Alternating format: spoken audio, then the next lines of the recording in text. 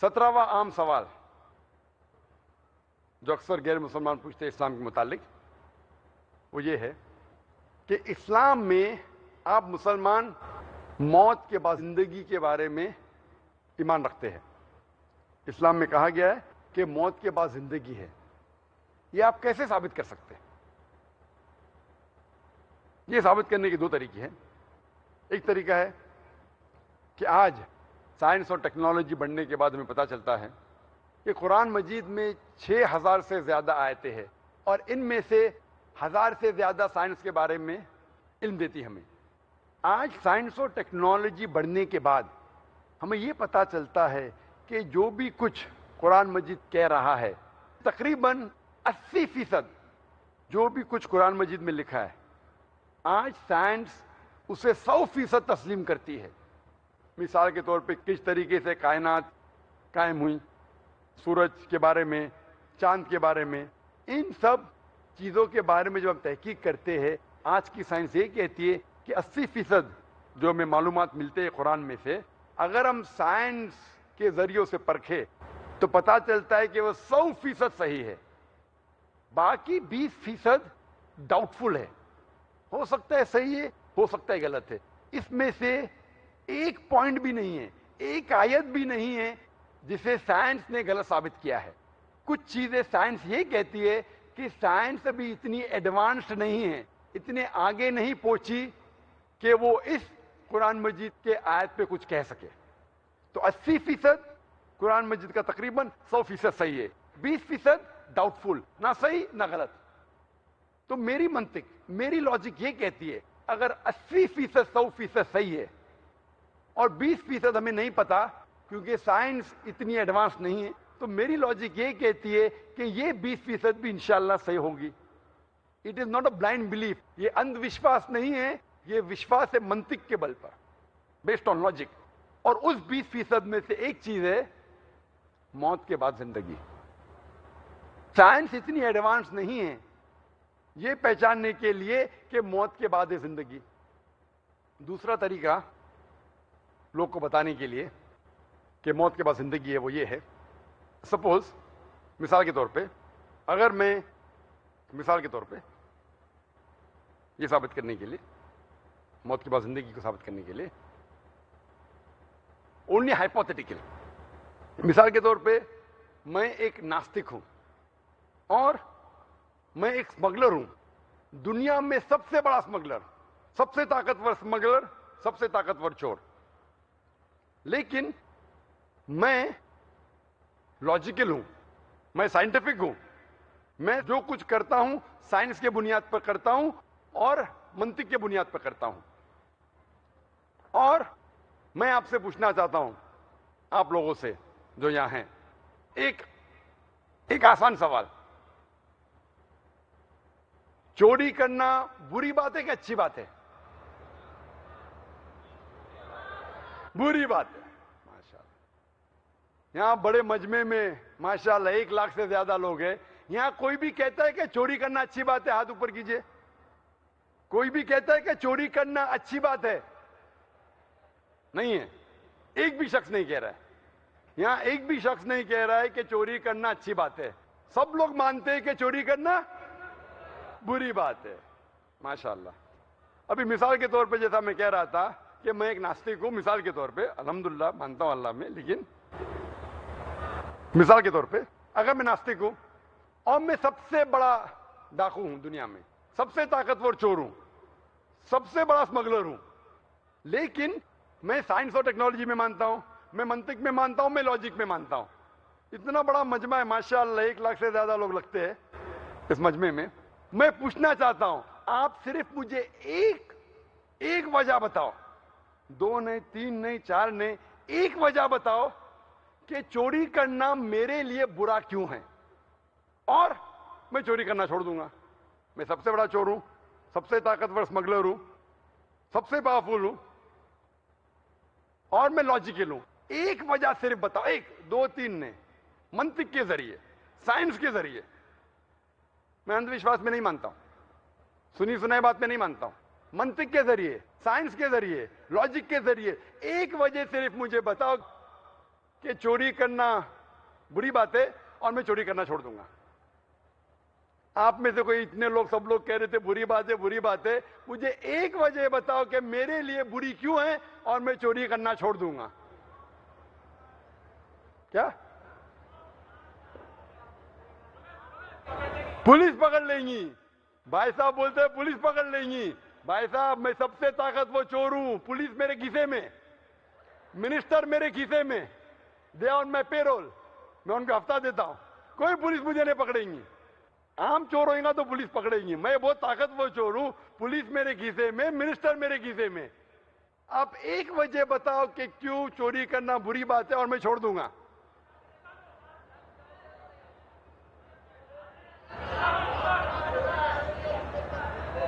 تکلیف ہوئیں گی. میں جس کو چوری کروں گا اس کو تکلیف ہوئیں گی. جس سے میں چوری کرتا ہوں اس کے لیے بری بات ہے, میرے لیے کیا بری بات ہے؟ میں آپ سے کہہ رہا ہوں کہ میرے لیے بری کیوں ہے وہ کہیے. جس سے میں چوری کرتا ہوں چاہے لاکھ روپیہ ہو اس کے لیے برا ہے, میرے لیے تو اچھا ہے نا. میں نئی گاڑی خرید سکتا ہوں, اچھی گھڑی خرید سکتا ہوں, اچھا بنگلہ خرید سکتا ہوں, دنیا میں گھوم سکتا ہوں. اگر میں چوری کرتا ہوں 2 لاکھ 5 لاکھ 10 لاکھ تو میرے لیے تو اچھی بات ہے نا. میں یہ کہنا چاہتا ہوں آپ بتائیے مجھے میرے لیے کیوں بری ہے اور میں چوری کرنا چھوڑ دوں گا.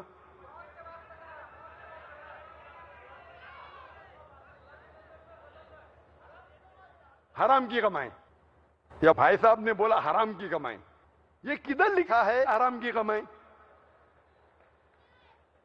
میں نے کہا منطق کے ذریعے بتاؤ, لاجک کے ذریعے, سائنس کے ذریعے.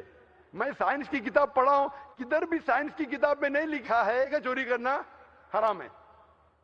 آپ مجھے ایک وجہ بتاؤ کہ کیوں غلط ہے اور میں چوری کرنا چھوڑ دوں گا. ایک وجہ, 2 نہیں 3 نہیں, منطق سے یا سائنس کے ذریعے ایک وجہ بتاؤ کیوں غلط ہے اور میں چھوڑ دوں گا. بھائی صاحب بہت دور ہے, سننے میں نہیں آئے گا. چور ہے, لوگ مجھے چور بولیں گے. ارے چوری کرنا تو اچھی بات ہے نا, تو میری تعریف کریں گے, اچھا لگے گا مجھے. اگر لوگ مجھے چور بولیں گے, میرے نزدیک چوری کرنا اچھی بات ہے, تو میری تعریف کریں گے. کرنے تو آپ کو کیوں پرابلم ہو رہا ہے؟ لوگ جب میری تعریف کر رہے ہیں آپ کو کیوں پرابلم ہو رہا ہے؟ کسی شخص نے کہا کہ کوئی میری چوری کرے گا. بھائی صاحب میری چوری کوئی کر ہی نہیں سکتا ہے. میرے پاس 100 باڈی گارڈز ہے, اسٹیج کے پیچھے کھڑے AK-47 کے ساتھ. میں دوسرے کی چوری کر سکتا ہوں, میں سب سے طاقتور ہوں, میری چوری کوئی کر ہی نہیں سکتا ہے. ہو سکتا ہے کوئی لوگ, ابھی آپ کے جوابات ختم ہو گئے, لیکن کیونکہ میں اکثر یہ پریکٹس کرتا ہوں اور بھی سوالات آتے اور بھی جوابات آتے. کوئی کہتا ہے کہ اگر آپ چوری کریں گے, اگر آپ چوری کریں گے آپ کے کانشینس کو بائٹ ہوئے گا. آپ کا جو کانشینس ہے, ایمان, ضمیر, ضمیر میرے دوست کا نام بھی ہے, آپ کا ضمیر گوارے گا نہیں. میں نے کہا میرا ضمیر مبنی ہے منطق پہ اور سائنس کے. میرا ضمیر میں کوئی پرابلم نہیں ہوتا ہے, میں سائنٹیفک آدمی ہوں. آپ کا ضمیر کہتا ہے آپ مت چوری کرو, میرا ضمیر تو کہتا ہے بھائی سائنس کے بنیاد پہ چوری کرنا غلط نہیں ہے. آپ کا ضمیر ہوتا ہے آپ مت کرو, میرا ضمیر تو کہتا ہے بھائی سائنس اور منطق کے حساب سے چلو. کوئی کہے گا یہ ہیومینٹی کے خلاف ہے, انسانیت کے خلاف ہے. میں کہتا ہوں کس نے لکھا یہ کتاب انسانیت؟ میرے لیے تو اچھی بات ہے, میں چوری کر سکتا ہوں, گھومنے جا سکتا ہوں, بنگلہ خرید سکتا ہوں, گاڑی خرید سکتا ہوں, کیا بری بات ہے؟ منطق کے ذریعے یہ ثابت کرنا مشکل ہے.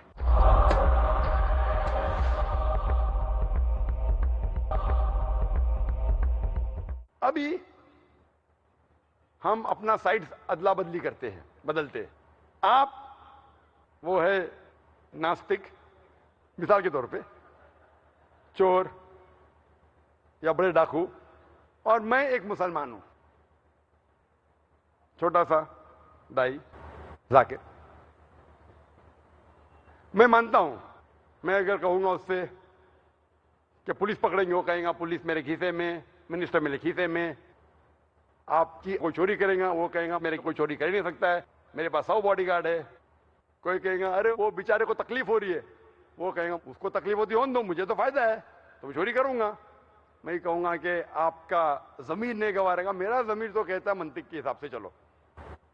یہ جو بھی آپ اس سے کوشش کریں گے ثابت کرنے کے لیے، ممکن ہی نہیں کہ عام منطق اور عام سائنس اور ٹیکنالوجی کے ذریعے آپ ثابت کر سکے کہ چوری کرنا غلط ہے.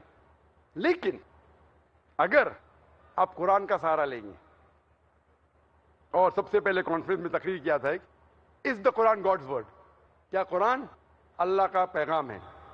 اور اس میں ثابت کیا ہوں سائنس اور ٹیکنالوجی کے ذریعے اللہ سبحانہ و تعالیٰ کا وجود، اور سائنس کے ذریعے اور قرآن کے ذریعے، قرآن سائنس کے اوپر ہے، قرآن کے ذریعے چونکہ وہ ڈاکو سائنس میں مانتا ہے، میں قرآن کے ذریعے سائنس کی مدد لیتے ہوئے اس ڈاکو کو یہ ثابت کروں گا کہ اس کائنات کا بنانے والا، اس کا خالق، اس کا مالک، اس کا رب ہے اللہ سبحانہ و تعالیٰ. مثال ایک ہی دوں گا، نہیں تو اس کے اندر ہی پوری تقریر ہو جائیں گی. میں اس سے پوچھوں گا یہ کائنات وجود میں کیسی آئے؟ تو وہ جو ڈاکو ہے، چور ہے، کہیں گا کہ بگ بینگ کے ذریعے. سائنسدان یہ کہتے ہیں کہ ہماری ساری کائنات ایک گولا تھی، اٹ واز پرائمری نیبولا، ایک دھماکہ ہوا، اس کے ذریعے گیلیکسیز آئے، ستارے، چاند، سورج اور یہ زمین. تو میں کہوں گا یہ کب پتا چلا آپ کو؟ وہ کہیں گا 40 سال پہلے. میں اس سے کہوں گا یہ تو قرآن مجید میں 1400 سال پہلے لکھا ہے. اللہ تعالیٰ فرماتے سورہ انبیاء میں سورہ نمبر 21 آیت نمبر 30 میں، اولم یر الذین کفروا ان السماوات والارض کانتا رتقا ففتقناہما، کہ وہ دیکھتے نہیں وہ لوگ کافر لوگ کہ یہ کائنات کیسے وجود میں آئے. یہ ایک پرائمری نیبولا تھی اور اللہ سبحانہ و تعالیٰ نے کانتا رتقا ففتقناہما اسے علیحدہ کیا. وہ جو آپ بگ بینگ کہہ رہے ہیں، یہ قرآن مجید میں اس کا ذکر آتا ہے ایک نٹشل میں، ایک آیت میں، سورہ انبیاء سورہ نمبر 21 آیت نمبر 30 میں. یہ 1400 سال پہلے اس کا ذکر ہو چکا ہے. اسی طریقے سے میں کہوں گا اور سورج کے بارے میں، چاند کے بارے میں، biology, zoology, geology, botany, astronomy, embryology, آخر میں اسے قبول ہی کرنے پڑے گا کہ اس قرآن کا جو لکھک ہے وہ ہے اللہ سبحانہ و تعالیٰ. پہلا میں ثابت کروں گا اس چور کو اللہ سبحانہ و تعالیٰ کے بارے میں، اور پھر اسے پتہ لگے گا سب سے طاقتور ہے اللہ سبحانہ و تعالیٰ. جب میں ثابت کر لوں گا کہ اللہ سبحانہ و تعالیٰ کا وجود اور سب سے طاقتور اللہ ہے، پھر میں پوچھوں گا اگر کوئی تمہارے ساتھ ناانصافی کرے گا، اگر کوئی تمہارے ساتھ، اگر تمہارے گھر کے خواتین کے ساتھ کوئی غلط کام کرے گا تو آپ انصاف نہیں چاہیں گے؟ وہ کہیں گا بے شک ہم چاہیں گے، ہر انسان چاہیں گا کہ انصاف ہو. لیکن ہم دنیا میں دیکھتے ہیں کہ کئی چور لوگ ہیں، کچھ چور لوگ پکڑے جاتے ہیں پولیس کے ذریعے، بٹ ہزاروں چور ہیں جو عیش کر رہے ہیں، اچھی زندگی بتا رہے. ہزاروں اسمگلر ہے جو غلط کام کر رہے، اچھی زندگی بتاتے، مر جاتے. دنیا میں تو عیش و آرام سے جیتے، تو انصاف کدھر؟ اور آپ تو کہتے ہیں کہ آپ کا اللہ جو کائنات کا مالک ہے وہ حق پر ہے. قرآن مجید میں اللہ تعالیٰ فرماتے سورہ نساء میں سورہ نمبر 4 آیت نمبر 40 میں کہ اللہ سبحانہ و تعالیٰ ان کے برابر بھی ناانصافی نہیں کرتے. ہمیشہ اللہ سبحانہ و تعالیٰ 100% انصافی کرتے ہیں. لیکن جب ہم دیکھتے ہیں کچھ لوگ جو غلط کام کرتے ہیں، کچھ انسان، ان کو ہو سکتا ہے پولیس پکڑتی ہے، ہو سکتا ہے انہیں اس دنیا میں سزا ملتی ہے، لیکن سینکڑوں، ہزاروں، لاکھوں انسان ہیں جو ہم جانتے ہیں غلط کام کر رہے ہیں، چوری کر رہے ہیں، بلاತ್ಕಾರ کر رہے ہیں، رشوت دے رہے، پھر بھی اس دنیا میں اچھی زندگی بسر کرتے ہیں. تو تمہارا اللہ سبحانہ و تعالی کس طریقے سے انصاف کر رہا ہے؟ اللہ تعالیٰ فرماتے سورہ ملک میں سورہ نمبر 67 آیت نمبر 2 میں، الذی خلق الموت والحیات، اللہ سبحانہ و تعالیٰ نے زندگی دی اور موت دی. الذی خلق الموت والحیات، اللہ سبحانہ و تعالیٰ نے موت دی اور زندگی دی تاکہ آپ لوگ کو پرکھے آپ میں سے اچھا کون ہے. اللہ تعالیٰ نے موت دی اور زندگی دی تاکہ آپ لوگ کو پرکھے آپ میں سے اچھا کون ہے. اللہ تعالیٰ فرماتے ہیں سورہ عمران میں سورہ نمبر 3 آیت نمبر 185 میں 185 میں کل نفس ذائقۃ الموت، ہر نفس موت کو چکیں گی، ہر نفس موت کو چکیں گی. اور جو آخری فیصلہ، جو مکمل فیصلہ ہے وہ یوم الدین میں، وہ آخرت میں. اگر کوئی انسان جنت میں جاتا ہے اور آنکھ سے بچ جاتا ہے، وہ انسان اس زندگی میں سفلتا پاتا ہے، کامیابی پاتا ہے. ورنہ یہ زندگی ایک فریب ہے. اللہ تعالیٰ فرماتے ہیں اس آیت میں سورہ عمران سورہ 3 آیت نمبر 185 میں کہ جو پورا حساب کتاب کب ہوگا؟ قیامت کے دن پہ، قیامت کے بعد، آخرت میں. وہ مالک یوم الدین ہے. اس کا مطلب ہو سکتا ہے کچھ سزا یا کچھ ریوارڈ، کچھ اجر آپ کو دنیا میں مل سکتا ہے، کچھ ملیں گا آخرت میں. دونوں کو جوڑ کے جو مکمل فیصلہ ہے، آخری فیصلہ ہے، وہ ملیں گا آپ کو آخرت میں. تو ہو سکتا ہے کہ ہزاروں لوگ، لاکھوں لوگ ہیں جو غلط کام کر رہے اور اس زندگی میں وہ عیش و آرام سے جیتے ہیں. تو ہمیں لگتا ہے کہ وہ تو اس زندگی میں سفلتا پا لیا، کامیابی پا لیا. لیکن یہ زندگی آخرت کی زندگی کے حساب سے بہت کم ہے. ایک انسان عام طور پہ کتنے سال جیتا ہے؟ 50 سال، 60 سال. کوئی مرتا ہے 20 سال کی عمر پہ، کوئی 50، کوئی 90، کوئی 100. عام طور پہ 50 سے 60 سال ایوریج ہے. لیکن آخرت کی زندگی ہمیشہ کے لیے. تو آخرت کے مقابلے میں یہ دنیاوی زندگی 0.0000001% بھی نہیں ہے. تو اگر آپ یہاں بچ جاتے ہیں، آخرت میں تو ہوگا فیصلہ. مان لو ہم جانتے ہیں کہ ہٹلر نے 60 لاکھ یہودی کو جلایا، 60 لاکھ یہودی کو مارا. He incinerated 6 million Jews. میں کہنا چاہتا ہوں اگر آج کی پولیس ہٹلر کو پکڑتی ہے، آج کا جج، آج کی پولیس ہٹلر کو کیا سزا دے سکتی ہے؟ جو انسان نے 60 لاکھ انسانوں کی ہتیا کی، انہیں جلایا، آج آپ اسے پکڑیں گے تو کیا سزا دے سکتے؟ میکسیمم، سب سے زیادہ آپ ہٹلر کو جلائیں گے. اس کا مطلب ایک موت کا بدلہ، باقی 59,99,999 لوگ کا کیا؟ یہ تو انصاف نہیں ہوا. لیکن اللہ سبحانہ و تعالیٰ فرماتے قرآن مجید میں سورہ نساء میں سورہ نمبر 4 آیت نمبر 56 میں، آیت نمبر 56 میں، جو لوگ اللہ کی نشانیوں کو جھٹلاتے ہیں، اللہ سبحانہ و تعالیٰ آخرت میں انہیں آگ میں ڈالیں گے. اور جتنی بار ان کی چمڑیاں جلیں گی، اتنی بار اللہ سبحانہ و تعالیٰ انہیں نئی چمڑی دے گا تاکہ وہ درد کا احساس کر سکے. اللہ تعالیٰ فرماتے ہیں کہ جو اللہ کی نشانیوں کو جھٹلاتا ہے، اللہ تعالیٰ انہیں آخرت میں آگ میں ڈالیں گے، اور جتنے بار ان کی چمڑیاں جلیں گی اتنے بار نئی چمڑی دیں گے تاکہ وہ درد کا احساس کر سکے. آج سائنس یہ کہتی ہے کہ درد کا احساس برین کے علاوہ دیر آر پین ریسپٹر چمڑی میں ہے. جب پین ریسپٹر جل جاتے تو درد کا احساس ہوتا ہی نہیں. اور جب کوئی انسان آتا ہے برن انجری سے، ہم ڈاکٹر لوگ پن لیتے اور ٹیسٹ کرتے، اگر اس انسان کو درد ہوا ہم خوش ہے، اٹ از سپرفیشل برن، اوپر سے جل گیا ہے.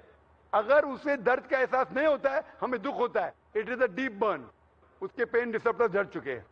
اللہ تعالیٰ فرماتے ہیں ہم انہیں آگ میں ڈالیں گے، جتنی بار ان کی چمڑی جلیں گی نئی چمڑی دیں گے تاکہ وہ درد کا احساس کر سکے. اللہ تعالیٰ اگر چاہے 60 لاکھ بار ہٹلر کو جلا سکتا ہے، چاہے تو 60 لاکھ بار نے 6 کروڑ ٹائم جلا سکتا ہے. اس دنیا میں ہم انہیں سزا دے ہی نہیں سکتے. اسی لیے اگر کسی شخص کو یہ ثابت کرنا ہے، یہ بتانا ہے کہ چوری کرنا غلط ہے، بلاತ್ಕಾರ کرنا غلط ہے، اسے خدا میں پہلے ماننا چاہیے. لیکن صرف خدا میں ماننا کافی نہیں ہے، خدا کے ساتھ ساتھ آخرت میں ماننا ضروری ہے، کیونکہ اگر آخرت نہیں تو پھر جسٹس کہاں ملیں گی؟ خدا میں ماننے کے علاوہ آخرت کی زندگی میں ماننا فرض ہے، کیونکہ صرف آخرت کی زندگی کے ذریعے میں آپ کو بتا سکوں گا کہ چوری کرنا غلط ہے، ڈاکہ ڈالنا غلط ہے، زنا کرنا غلط ہے، بلاತ್کار کرنا غلط ہے. کیونکہ اگر آپ یہاں چھوٹ جائیں گے، اس موت کے بعد کی زندگی میں آپ نہیں چھوٹیں گے. اسی لیے اگر ہم سب جانتے ہیں کہ چوری کرنا غلط ہے، بلاತ್کار کرنا غلط ہے، یہ صرف آخرت کی زندگی، موت کے بعد کی زندگی میں اگر یقین ہے، پھر ہی آپ ثابت کر سکتے